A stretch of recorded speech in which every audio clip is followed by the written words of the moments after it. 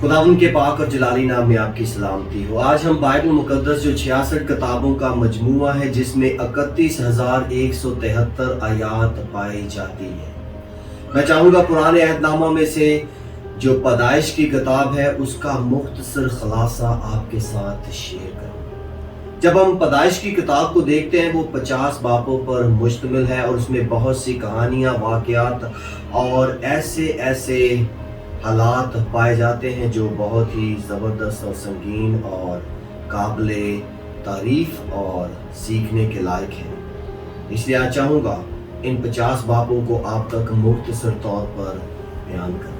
जब हम पहले 2 अबवाब को देखते हैं तो वहाँ पर हमें जिक्र मिलता है दिन और रात का आगाज़, सूरज और चाँद और सितारों को और समंदर, हवाओं और पानियों को खुदा ने मुकर्रर किया। 3 बाब में हम पहले आदम को, जिसने खुदा ने अपनी शबीह, अपनी सूरत पर बनाया, उसमें हम देखते हैं उसका गिरना और खुदावंद की हजूरी से निकाला जाना। 4थे बाब में पहले कत्ल को देखते हैं जो अपने भाई की उस कुर्बानी से जो खुदा को पसंद आई और उसके हजूर नामंजूर ठहरी कत्ल करता है। 5वें बाब में हम ईमानदारों की जिंदगी का वो सफर देखते हैं जिसमें हनूक क्या है, जिंदा उठाया जाता है।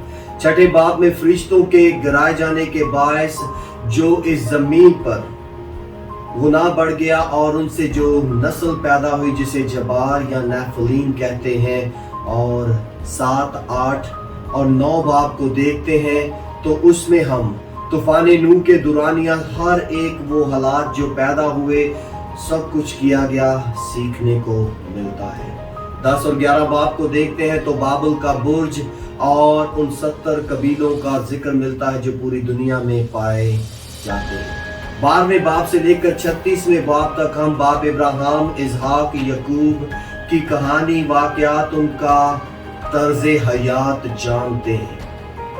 37वें बाब से लेकर 50वें बाब तक हमें खुदा के बड़े ही ज़बरदस्त सूरमा, खुदा के बंदा यूसुफ की जिंदगी का वाक़या मिलता है। वो बाप का प्यारा था, वो बेचा जाता है, मिस्र में वो सरबलंद किया जाता है और अपने ख़ानदान को बचाने का वसीला बनता है।